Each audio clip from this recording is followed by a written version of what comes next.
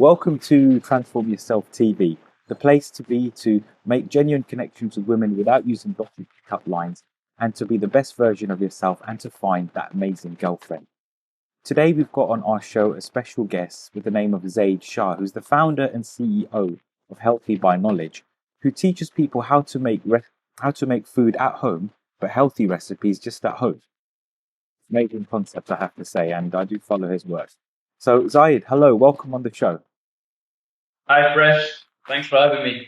Well, I just want to first of all start off by saying thank you so much for taking the time to be on the show and to share your amazing knowledge on how to, be healthy and how to increase people's knowledge on how to become healthy and make amazing recipes, which I've tried some and I've got to say they're phenomenal. It's amazing Oh, how much you can do and put into something and still get the amazing taste, but at the same time not be junk food. exactly. Yeah, for sure. Well, I'm glad you tried some recipes out because that's the goal, right? Get as many people trying to eat healthily as possible. Absolutely. And I do tell a lot of my clients, if they have a really poor diet is to change their diet because that's going to improve their self-esteem. They'll get better thoughts from it because there's a lot of studies that have shown that when you do eat healthier, because your mind, body, and soul are linked together, aren't they? Definitely. Yeah, I mean, if you're in the middle of putting the wrong foods into your body on a daily basis, well, that's going to be affecting your body, how it repairs itself. It's also going to be causing havoc in the whole system of the body. So, I mean, it's going to affect your mental state. And when your mental state is out of whack, well, then you're not going to be making the right decisions. It's going to affect your professional life and even your personal decisions. So, you're going to be more inclined to eat nonsense and be less motivated to take action in terms of being productive. So, it can all be rectified just by doing a simple thing, and that's changing your nutrition up. And I mean, just think about this is one main thing that I keep thinking is we got our body that we take for granted. And this is the thing that allows us to do everything we want to do, right? Yeah. But the only problem is because we take it so much for granted, we forget that we need to maintain it. So we focus on everything that's inanimate in our lives, all the inanimate objects. So, things that we go out and buy, things that seem to bring us happiness, but it's only short lived. But we pay so much attention to that and we're so careful with all of these things. So, for example, if we have a car, you're going to take care of it, you're going to clean it, you're going to polish that car. You're going to do everything you can and everything in your power to maintain that car. And you're going to make sure that you put the right fuel into that car because the wrong fuel in that car, well, you're going to damage the motor and it's going to break down. Yeah, absolutely. For the body, we need to fuel ourselves with the right type of fuel, or else we'll break down.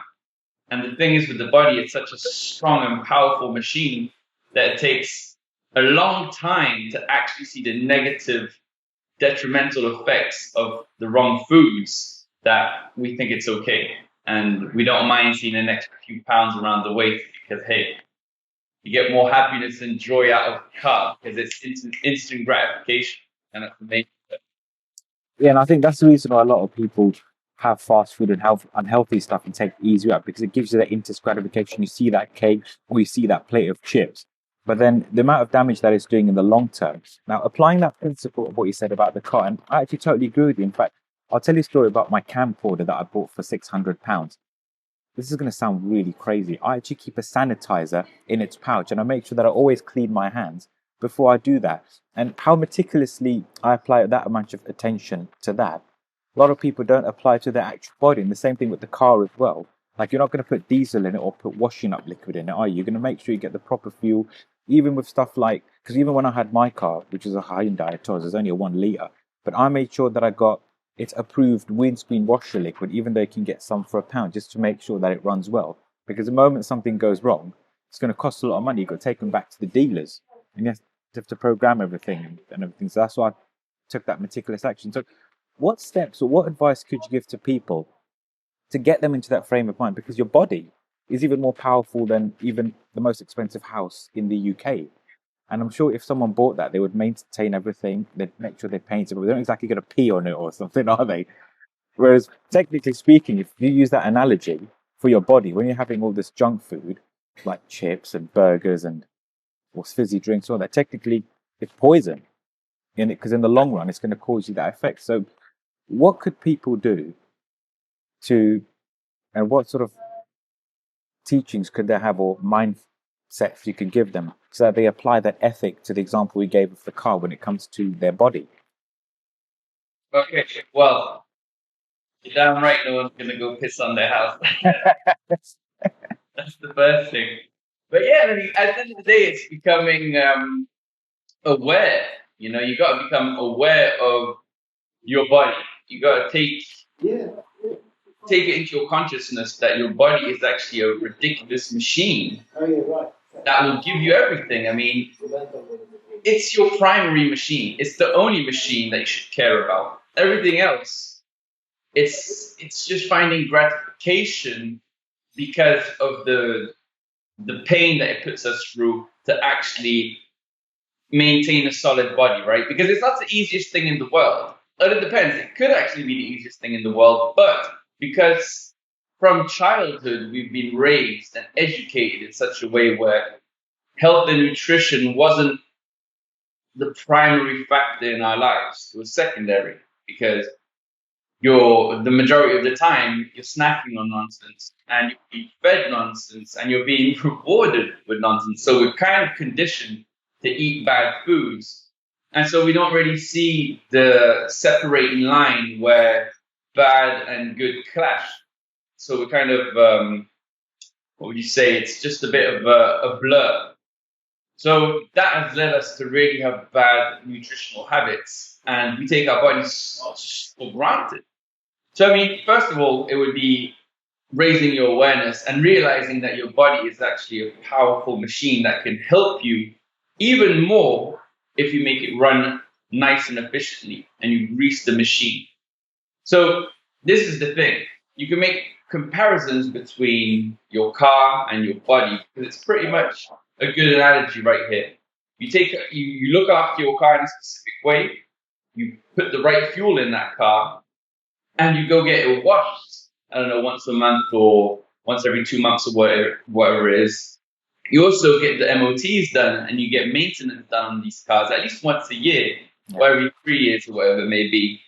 And so your body is, I mean, this thing needs to be maintained. Absolutely. It's got to be. And so if you're maintaining a car relatively regularly, what about the body?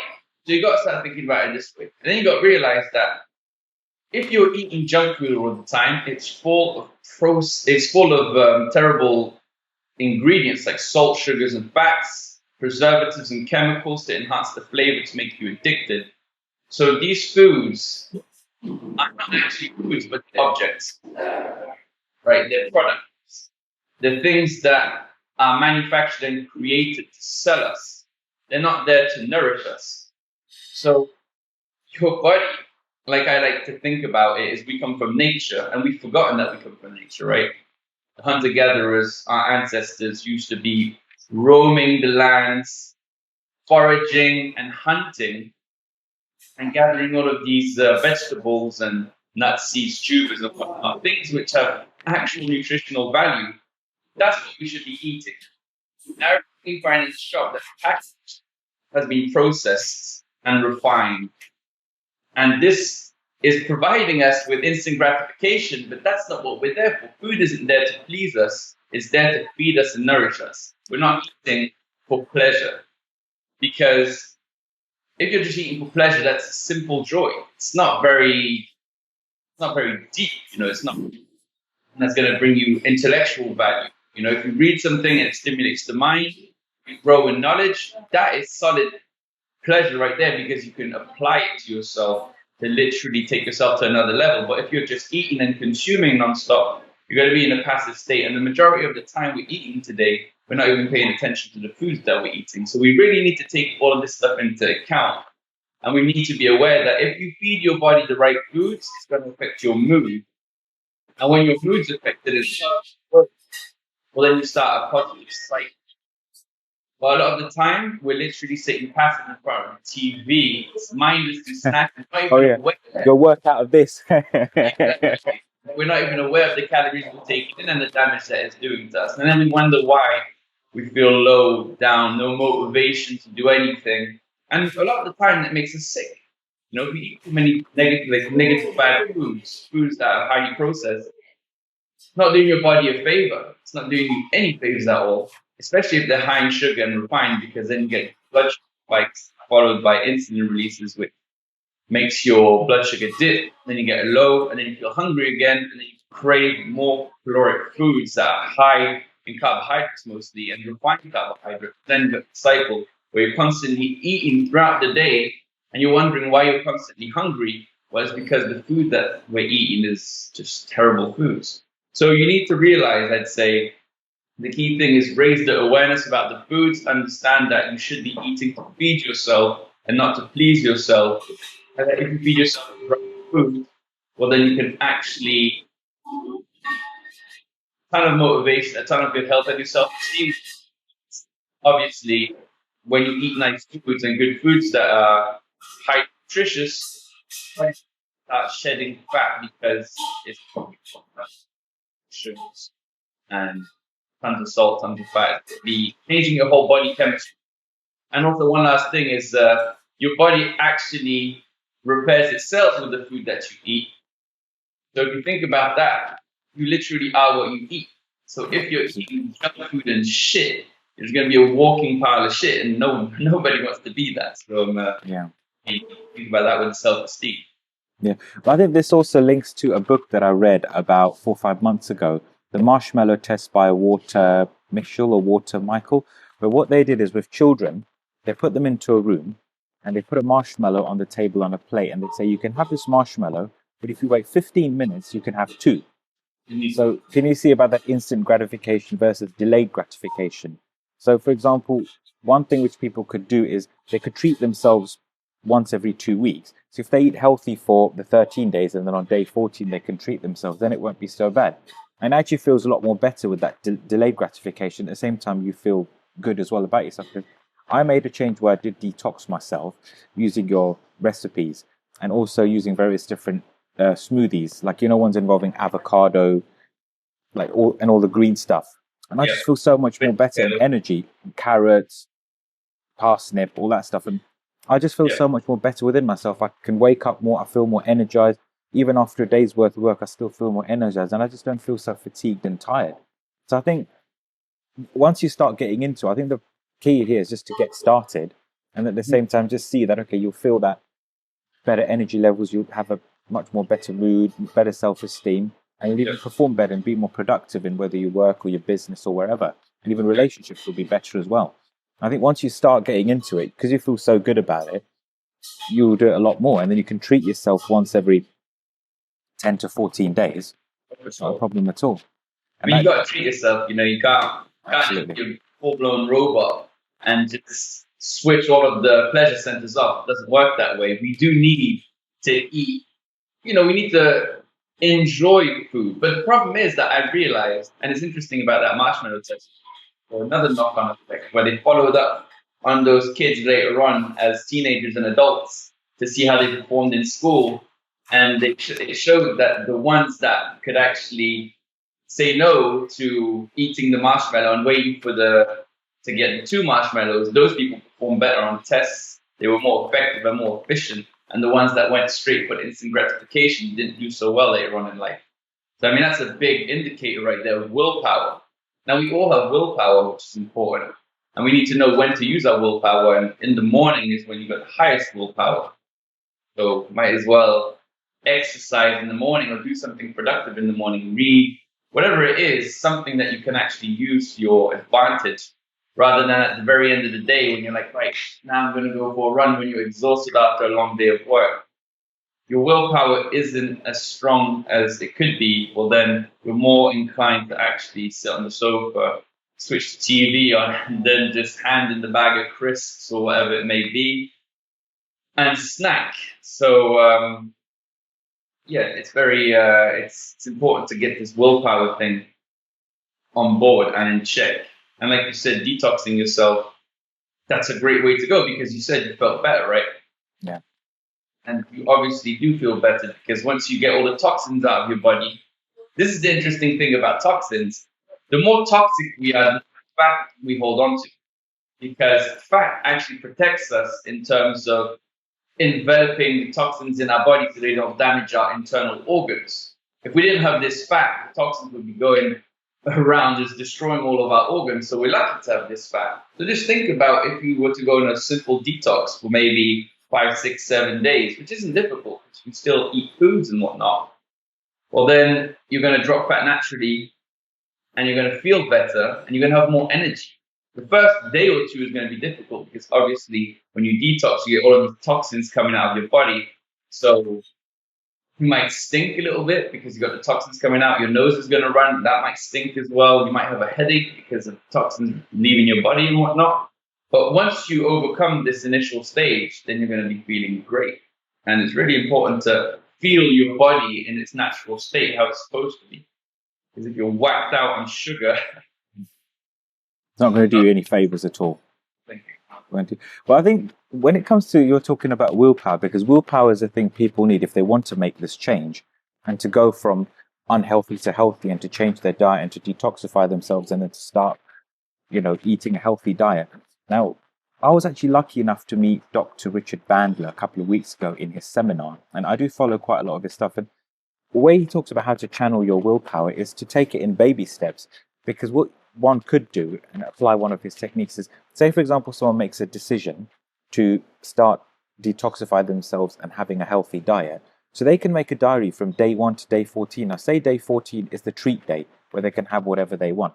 So they could start off on day 1. So rather than think to myself, oh my God, I've got 13 days before I can treat myself, they can say, well, I'm going to be on day 1, I'm going to start. When it comes to the end of day 1, reward themselves and they say, great, I've done day 1 of detoxification and healthy eating. I've got 13 left before my treat. And then on day 2, I've done 2 days, I've got 12 days left, and so on and so forth. And when you reward yourself along the way in those little baby steps, you'll feel good about yourself, because it's about being good to yourself as well, which is another element of self-esteem as well. Yep. So if you apply his principle, because I know he was talking about that, about reading a book and even going to the gym, like say there's a 300-page book. First of all, people may give up because they feel so overwhelmed that, oh, I've got 300 pages. Whereas if you reward yourself that, oh, I've read 2 pages, I've got 299 left. And when you reward yourself, so on and so forth, you actually get more into it. Sure. I mean, that's basically it. The baby steps. Yeah. And those baby steps helps you in building momentum. And the more momentum you gather, the easier it becomes, right? So we get paralyzed by fear, and fear of commitment is something that paralyzes us massively. Because the 300-page book, I used to be this way. I mean, back in the day, I never used to read. As a teenager, it was just something that I found boring, and also school didn't help out with the crap they made us read. So it wasn't anything that interested me. And then I remember when I started getting into reading and I look at these thick books, I just think, oh, this is a bit intense. But then I realized that once you start reading, you read the intro, and you're like, okay, I got about 5, 6 pages done. And then you think, I'll just read the first chapter. And chapters are usually around 20 pages. Yeah. Less sometimes a bit more, depends on the book. But let's just say it's an average of 20 pages. And an average of 20 pages would take you about half an hour to read, depending on the book, the complexity, or whatever it may be. But when you read a chapter, the thing is, if you're reading something that interests you, it's no longer a chore, it's enjoyable. And we've been conditioned to think reading is just something that's strenuous and annoying, and time that it sucks your time. It does take a lot of time to read, depending on what it is that you're reading. And obviously, if it's intense, then, if you're reading something like Freud, then sometimes a page can take you 10 minutes to read because it's just so hardcore, and you got to ponder some of the things that he says. But in general, yeah, you got to celebrate. And that's why myself, when I go about my week, I have 6 days where I eat, depending on what I'm going for. If I'm trying to cut, if I'm trying to bulk, or whatever it is I'm trying to do, because you need to know what your goals are, right? If you haven't got a goal, how the hell can you hit the target? So you need to first know what it is that you want, and then once you know what you want, then you can start working towards getting it. And me, I I don't want to be a fitness model. That's not my goal. So I'm not running around topless and just texting all day long. I got other stuff to do. But I just want to be the healthiest version of myself so I can have energy to get past that, to get my work done, and just so I can achieve my goals. And the way I'm living at the moment, I think it's a pretty good way. Now, I like to live my life in terms of a sort of fasting routine where I fast 8 hours of the day and I eat 8 hours of the day. And this actually frees up your time loads. And if you go the benefits of fasting are ridiculous because it actually helps you burn fat, it actually helps you detox, it repairs your cells, it increases your testosterone, human growth hormone. And these are all benefits that help you lose fat, get lean, and pack on muscle. So when you start looking at the benefits and the hacks you can use to improve your body, well, it becomes a game. Like that's how I look at it. So through metaphor, right? If you're looking at life like it's a war or battle or something that just doesn't seem so appealing visually, well, then it's going to be quite difficult for you to take action every day. But if you look at it like a game, you do with a game, you play, you have fun, and you figure out how to win the game.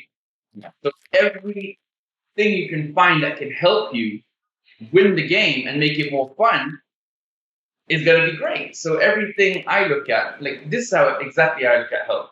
Every recipe I can find, tasty, quick to make, is a win. I'm winning here because it's fun and it's great, and I've discovered something new. So I'm always looking for new recipes. I'm constantly searching and trying to figure out how I can make the situation even better than it is, so that it can provide me with what I need. And that's a celebration within itself. But if you're on a strict routine, and it's hard because it's using up a lot of willpower, well, then for sure you need to celebrate and you need to reward yourself, because if you're not rewarding yourself, how do you know you're actually doing well? Yeah, absolutely. Absolutely. And when rewarding yourself, because that's also another element of self-love as well, which is linked to self-esteem as well, which is about being good to yourself. Because the more you regret what you do, the more you live in regret and the more you live in negative validation, you're just going to self-sabotage yourself. And that's just not going to do you any favors at all. It's all about being positive and along the way, taking it step by step. And yeah, Dr. Sherry Carter Scott, she's one of the psychologists. She came on Oprah Winfrey's show. She actually says that life is a game and you play to win. Oh, Exactly. Well, if she said it, then it's got to be right. absolutely. So what I want to do is I think we just can wrap up this interview now. So the takeaway for our audience is for people out there that want to lose weight and they're finding it a challenge or they're finding it difficult to do that, or people that want to change their diet, what they can do is take on a 7-day challenge. So we can start from day one.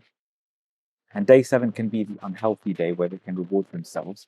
And they can start by detoxing themselves. And then the day that they do it, they should reward themselves. They should look at themselves in the mirror and then think, say their name, well done for taking on day 1 of detoxification. You've got 6 days left before your big treat. And they can even plan that big treat as well. They can make a list of what they really, really like. Like I did this when I did my 14-day challenge. And I was going to go to Southend and I had chips, I had candy floss, I had ice cream, and I actually felt much better along the way when you did it. It links to this concept of Brian Tracy about eat the frog, where you do the most difficult thing, and the easier thing becomes more easier. And even when you relax and when you're done, you just feel much, much more better as opposed to doing the instant gratification method. So the takeaway that our audience can take away is start off with a 7-day challenge from day 1, and then after they finish day 1, reward themselves along the way. And when it comes to day 7, let's see how they'll feel. Sure. I mean, I would say your audience is trying to lose weight. Yeah. It actually isn't that difficult. It appears to be daunting, like the book, the 300-page book. Yeah. It's just, you look at the book and you're like, oh, damn, it's a lot of pages to read. And so sometimes you never even bother getting involved because you think that the commitment that you give, you don't want to break the commitment, because when you break commitments, things that you make with yourself, it kind of harms you, and you don't want to break your identity and ruin the image that you have of yourself. That's why we get the fear. But if you think about it and you do one day at a time, and you look at it like it's easy and a game, and you're clear with your goals, because You need to know exactly why you're doing something for it to actually work. Because if you're just doing something for superficial reasons, or you haven't got clear goals and why you want to achieve these goals, well, then it's going to be extremely difficult to motivate yourself. Because when you know why you want to do something, it becomes easier to take action because you're motivated. Your why motivates you. So I'd say first figure out what you want and why you want it. Then don't be afraid to take on 7 days. And 7 days, if you haven't, and also remember this, if you've been inactive, literally out of commission for 10 years, for a decade, you can't reverse all of that stuff like that. It's going to take a few months. Yeah. But 3 months is all it takes, really. And the first week is going to be your detoxing week, where you're kind of getting used to everything. You're going to be walking a lot. Don't go mental. If you haven't exercised in a while, or if you haven't exercised in a decade, do not go in the gym and start killing yourself, because you're just going to injure yourself, and then that's going to demotivate you even more, because you're going to get aches and pains, and you're just going to give it all up. So I would say the first week, focus on walking. Walk at least a minimum of an hour a day. That's going to get you in the zone. It's going to get you moving. You want to focus on.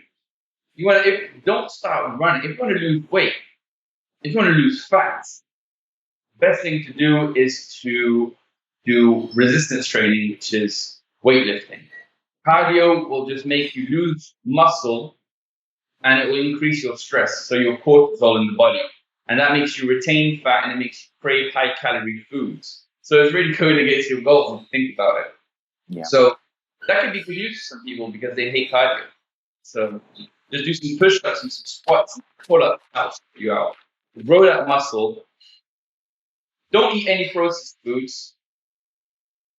If you do want to eat processed foods, do it 1 day a week and have one meal where you say, okay, now I'm going to reward myself for the week that I've just been through. Yeah. If you do 6 days, then on the seventh day you reward yourself, that's going to be reinforcing positive habits, because for 6 days you've done good habits. Seventh day you reward yourself. Don't go completely overboard. Just eat one or two meals that you really want. So have pizza if you want pizza, have a few beers if it's that, some crisps or whatever it may be that you want, do that. And then continue. Because if you go on a crash diet, what happens is you're using up so much willpower, and it's really digging away. And then it's going to take one little thing, a stressful day, someone yelling at you, calling you names, feeling of embarrassment, whatever it may be, and then you snap and then you just binge eat. And then once you catch yourself in the moment of binge eating, you just tell yourself, well, I've fallen off the wagon now. I knew this would have happened. I knew this was going to happen. Forget about the whole diet. I can't do it. And then bang, then you fall off. And that's the pattern that a lot of us go through. So that if you do happen to fall off the wagon one day, it's okay. Yeah. We're not perfect. So just dust yourself off, pick yourself up, and continue and go in the right direction. And reward yourself once a week. And if you do this 6 days on, 1 day off, it becomes easy because you're not craving foods. You know that you're going to be having those foods at the end of the week. Just eat healthy foods that are unprocessed. Watch out for calorie intake, because if you're eating too many calories, then if you're taking in too many calories, then you're not burning enough calories off. Well, you're going to be gaining fat, except if you're working out properly, then you're going to be feeding your muscles. Yeah. So watch the calorie intake, watch the quality of the foods that you take, do a lot of walking, do some resistance training, and reward yourself once a week. And it really does become easy. And also know that food is the thing that will give you everything you want. It's your fuel. It's the thing that your body needs to regenerate itself and to work properly. So if you want your machine to be functioning at an optimal level, think about the foods that you take in. Of course, absolutely. Now, if people were to go to find out more about what you do and the amazing recipes that they could do, where can they go? Find me on YouTube, where, well, Healthy by Knowledge. Type that into YouTube, my page will pop up. healthybyknowledge.com, the website, Instagram, Facebook, it's all at Healthy by Knowledge. So, yeah, check it out. I got quite a few recipes, few tips and little tricks you can use to kind of hack your motivation so you can push yourself to take action even when it feels difficult. And hopefully I provide some good value, and that you can get some good value out of it. Well, I've been getting it, and I shall continue to follow your stuff. I'll put the link in the description below for our followers to do that. So, Zayd, thank you so much once again for being on the show. You've had some amazing content there on what people can do. I think people can start off with that 7-day challenge that they spoke about. I'm sure they can do it. Remember, guys, choose the right fuel. You can do it, and you'll become the best version of yourself. Thank you once again, Zayd, for being on the show, and I look forward to you being on the next show where we can talk about eating gluten and clean. Yeah, definitely. Cheers. Thanks for having me, Prash. Thank you so much. Take care. You too, mate.